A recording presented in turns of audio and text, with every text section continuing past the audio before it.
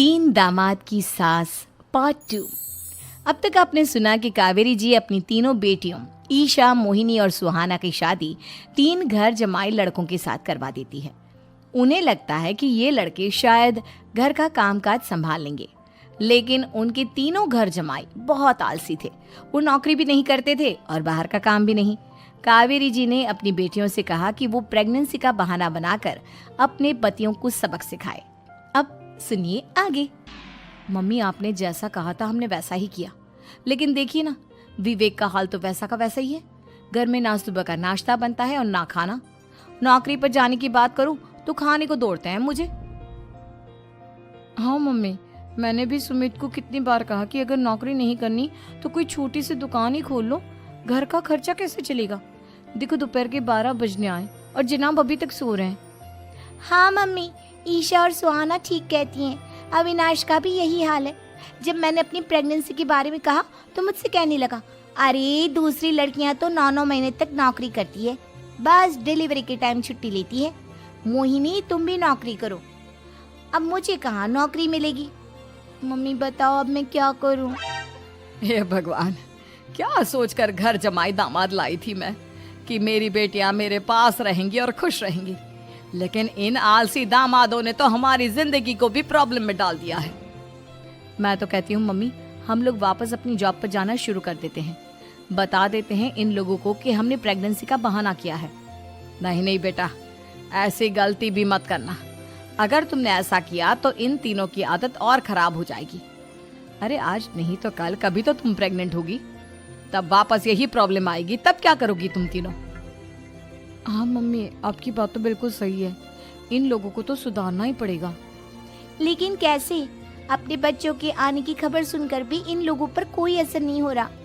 पैसे कमाने के लिए घर से बाहर निकलना ही नहीं चाहते ये तीनों।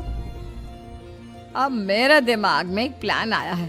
तुम तीनों चिंता मत करो, उन तीनों को बुलाओ, फिर मैं बात करती हूँ। थोड़ी देर बाद कावेरी जी अपने तीनों दामादों को सामने बुलाकर अपनी बात कहना शुरू करती हैं। अविनाश, सुमित और विवेक, देखो बेटा, मैं ना तुम तीनों से बड़ा प्यार करती हूँ, इसीलिए तो तुम्हें घर जमाई बनाकर रखा है मैंने। अरे मम्मी जी, सीधे सीधे कहिए ना, क्या बात है? प्यार तो हम भी आपको बहुत करते हैं। अरे मम्मी जी, आपकी इज्जत भी बहुत करते हैं। अरे भाई, आपके जैसी सास और कमाने वाली बीवी सबको मिलती है क्या? हाँ मम्मी, विवेक और सुमित ठीक कह रहे हैं। आपकी बेटी से शादी करके मेरी तो जिंदगी ही अच्छी हो गई है। जानती हूँ मैं, और ये भी जानती हूँ कि तुम तीनों अपने अपनी बीवियों से बहुत प्यार करते हो। बेटा, बात ऐसी है कि हमारे कुल गुरु ने कहा है कि प्रेग्नेंट होने के बाद मेरी तीनों बेटियां शुरू के 4 महीने हमारे गांव में जाकर रहेगी, जहां मेरे चाचा जी रहते हैं। अरे लेकिन क्यों मम्मी, गांव में जाकर रहने की क्या जरूरत है इन तीनों को? वो क्या है ना बेटा, हमारे परिवार को एक श्राप है। अगर मेरी बेटियों ने यहाँ पर बच्चा पैदा करने की कोशिश की तो उनके बच्चों को कुछ भी हो सकता है। इसलिए अब से लेकर 4 महीने पूरे होने तक इन्हें गांव वाले घर में रहना पड़ेगा। हाँ तो इसमें प्रॉब्लम क्या है मम्मी जी? हम भी वहाँ जाकर रहेंगे, पिकनिक बनाएंगे। अरे भाई, बीवी जहाँ हम भी वहाँ। हाँ यार, आइडिया तो बहुत अच्छा है। शहर की जिंदगी में रह रहकर परेशान हो चुके हैं, अब कुछ दिन गांव में बिताएंगे।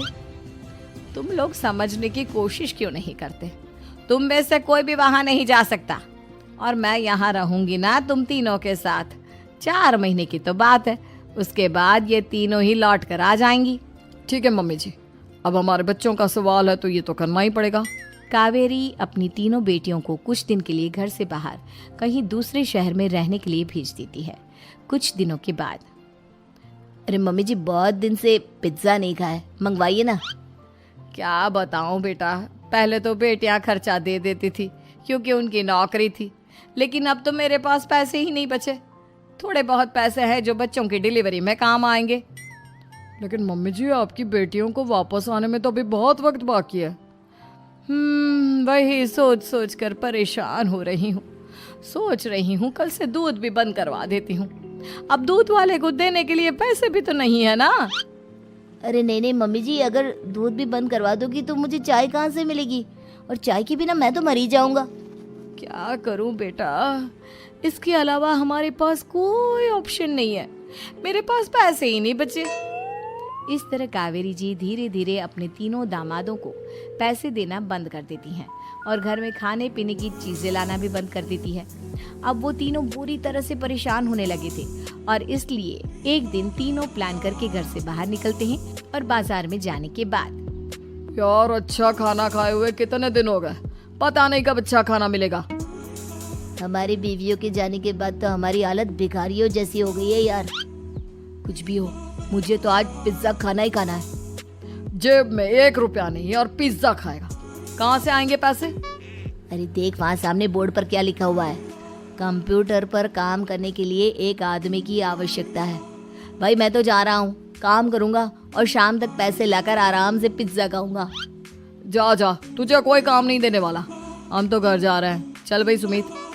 सुमित और अविनाश वहाँ से चले जाते हैं और विवेक उस कंप्यूटर शॉप पर सारा दिन काम करके 5,000 रुपए कमा कर घर लौट कर आता है और अपने खाने के लिए अच्छी अच्छी चीजें भी लेकर आता है। ये देखकर विवेक और सुमित के दिल में भी कुछ पैसे कमाने की इच्छा जागती है। अरे सुबह सुबह कहाँ चल दी है तुम? मम्मी जी एक बहुत अच्छी जगह मिली है, कंप्यूटर पर काम करने के 5,000 मिले थे कल मुझे। अगर रोज काम करूँगा तो पूरे 40,000 की तनख्वाह। अरे वाह, ये तो बहुत अच्छी बात है दामाद जी, आपको जाना ही चाहिए। सुमित और अविनाश विवेक को इस तरह तरक्की करते देखकर परेशान हो जाते हैं और वो दोनों भी काम की तलाश में निकल पड़ते हैं।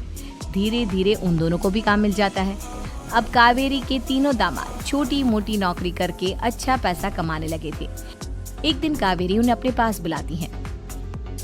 अरे वाह, विवेक 40,000 कमा लेता है, अविनाश 60,000 और सुमित तुम भी 40,000 के आसपास कमा ही लेते हो।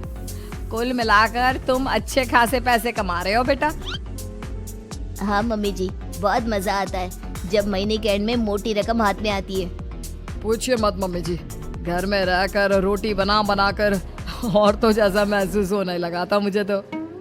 हाँ बेटा, तुम तीनों की बात तो बिल्कुल ठीक है और जानते हो अब तुम तीनों की पत्नियां भी वापस लौट कर आने वाली है। लेकिन मम्मी जी अभी तो उन्हें गए सिर्फ 2 महीने हुए हैं, आपने तो कहा था वो 4 महीने के बाद लौट कर आएंगी।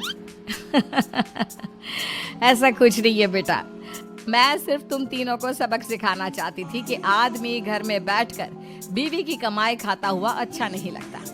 इस दुनिया में हर इंसान को मेहनत करनी चाहिए, काम करना चाहिए, चाहे वो औरत हो या आदमी, ताकि अपने परिवार को संभाल सके।